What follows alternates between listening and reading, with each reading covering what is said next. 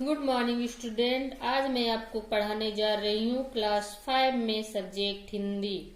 पिछली कक्षा में हम लोग बाल गंगाधर तिलक के बारे में आधा पढ़ चुके थे। आज हम इस चैप्टर को पूरा करेंगे। उनके बारे में कुछ और रोचक तथ्य हम जानेंगे।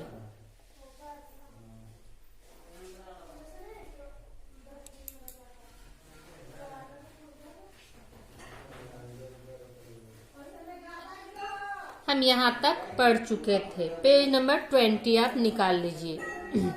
एक बार उन्हें वर्मा की मांडले नगर की जेल में भेज दिया गया। किन्हें भेज दिया गया? बाल गंगाधर तिलक को। वहां उन्होंने गीता का अनुवाद किया तथा अपनी इस कृति का नाम गीता रहस्य रखा। यह बहुत ही प्रशंसनीय माना गया है। बाल गंगाधर पूर्ण कर्मयोगी भी थे, अर्थात वे कर्म करने में विश्वास रखते थे, केवल उपदेश देने में नहीं। एक बार महाराष्ट्र में प्लेग की भयंकर महामारी फैल गई।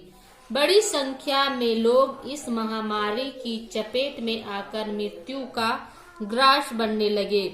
बाल गंगाधर ने इस भयंकर छूत की बीमारी की परवाह न करके लोगों की सेवा आरंभ कर दी।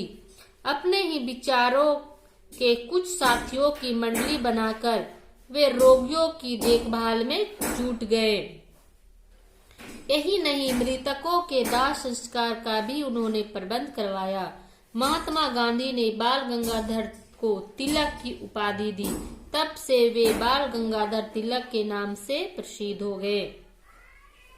एक बार जब महाराष्ट्र में प्लेग की महामारी फैलती है तो वहां पे जाते हैं और बहुत ही तन मन से सेवा करते हैं और मृतकों का दाह संस्कार भी करते हैं। तभी से महात्मा गांधी उन्हें तिलक की उपाधि देते हैं। तिलक स्वतंत्रता प्रेमी व्यक्ति थे। उन्होंने राष्ट्र भावना का प्रचार करने के लिए 2 समाचार पत्र भी निकाले। उनके नाम थे केसरी और मराठा। केसरी तो मराठी भाषा में था, परंतु मराठा अंग्रेजी भाषा में था। तो ये 2 समाचार पत्र भी निकाले थे, जिसका एक का नाम था केसरी और दूसरा का मराठा। जो केसरी था वो मराठा भाषा में था, लेकिन जो मराठा नाम का जो समाचार पत्र था वो अंग्रेजी भाषा में था। इन दोनों समाचार पत्रों से तिलक ने अंग्रेजों की नीतियों का भांडा फोड़ना आरंभ कर दिया। इन समाचार पत्र ने भारतीय लोगों को देश प्रेम के प्रति जागरूक बनाने में खूब सहायता की। तिलक ने जनता को नारा दिया, स्वतंत्रता हमारा जन्मसिद्ध अधिकार है और हम इसे लेकर रहेंगे।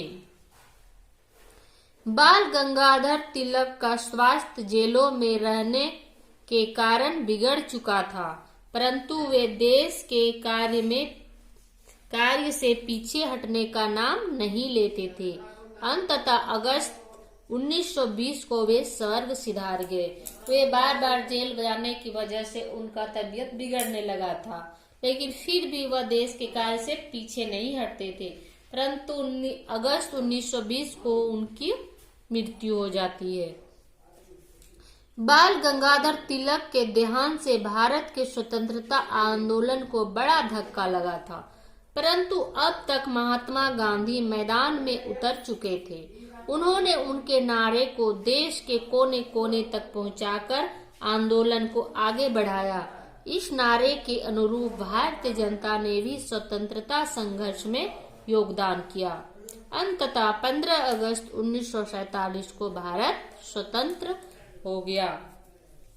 उनकी मृत्यु से हमारा जो स्वतंत्रता आंदोलन था उसको बहुत धक्का पहुंचा, लेकिन फिर भी परंतु अब तक महात्मा गांधी भी मैदान में आ गए थे, तो उनके इस नारे को कोने कोने तक पहुंचाकर आंदोलन को बढ़ाया और अंततः 15 अगस्त 1947 को हमारा देश आजाद हो गया।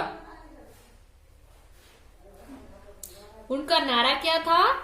उनका नारा था, स्वतंत्रता हमारा जन्मसिद्ध अधिकार है और हम इसे लेकर रहेंगे।